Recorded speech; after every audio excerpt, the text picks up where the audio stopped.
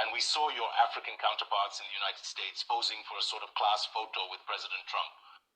And I'll share a comment from a friend of mine who said that Captain Traore would never have accepted that. Is that true? Listen, I don't travel much anymore, as you mentioned. And I went to Russia twice for very specific purposes. It may be that I turn to other partners for very specific objectives. Other than that, I don't plan to travel around the world like others do. Because for me, you have to stay focused and work for your country. President Trump himself said, America first. It's America first. He works for the interests of Americans. So I work for the interests of Burkina Faso. If I have no interest there, what would I go there for? So one of the major current geopolitical issues is, of course, the Israeli-Palestinian conflict.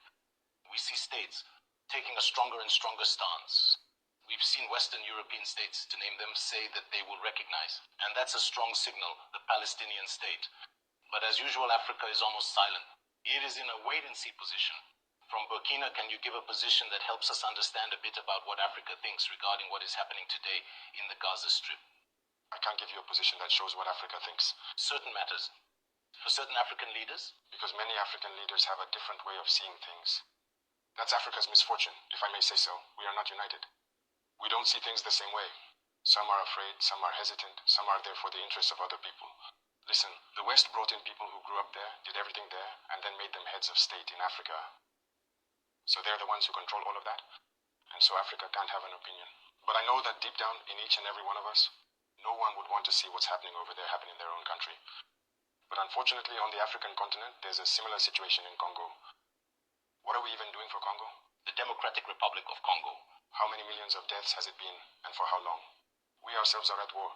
Have you seen any African countries even speak up for Burkina in the past 10 years? It's rare.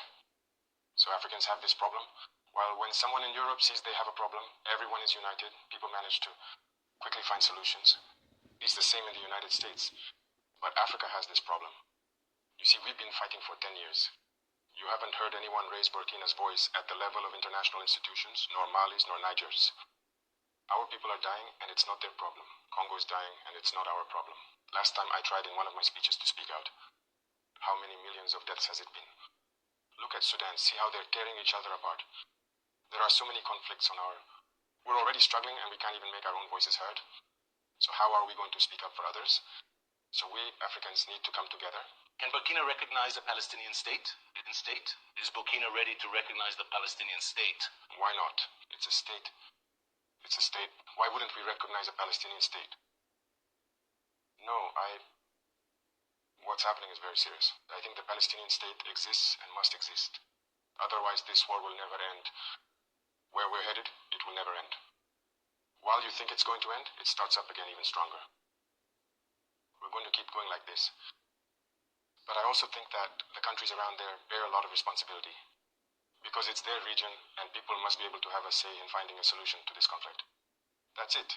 And as for us, we keep fighting here. The Burkinabe state must endure. That's what's most important. And we're fighting to establish the Burkinabe state. There you go, Mr. President. We have now reached the end of these 90 minutes facing the press. Thank you for your availability, and thank you for this wonderful opportunity given to both the national and international press. But before we part ways, Mr. President, do you have a special and important message for the wonderful people of Burkina Faso as the significant 3rd anniversary of your rise to the highest office in the nation rapidly approaches? To the people of Burkina Faso, it's been 3 years that we've been here and moving forward together. First, I have words of thanks, heartfelt thanks, because the people have remained focused on listening to the message we've conveyed. Because one of the most important tools we've used is also communication. And because we have understood the NPR, they have always used communication to destroy Africa. Because all the conflicts that are happening are manipulations. They are manipulations. Look, let me take the case of Sudan again.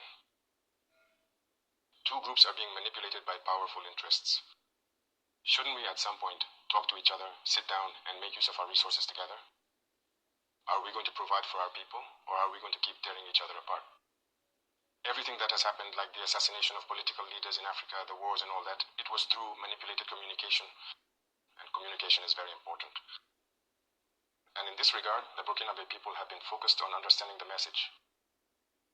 And we will continue to communicate to help them understand what we are doing and where we are heading. That is the most important thing. Secondly, I also thank God who has allowed us, despite the war, to take action and communicate about these actions so that the people understand that a better tomorrow is possible. Hope is allowed, and as long as people hold on to that hope, we will reach the point we are aiming for. And the last thing is this current security situation. To reassure you that the war will end in Burkina Faso. We will live in peace, we will make use of our resources, and we will develop ourselves. That is a certainty. The dream we have for Burkina Faso, we will achieve it. We will continue to reclaim the last major strongholds of terrorism, just as we did in 2025 with that large valley, which was a major reservoir. An economic stronghold for the terrorists that we have taken back.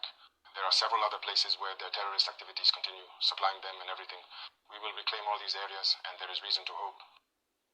So good luck to everyone. Stay focused, stay resilient, and we will keep talking to each other.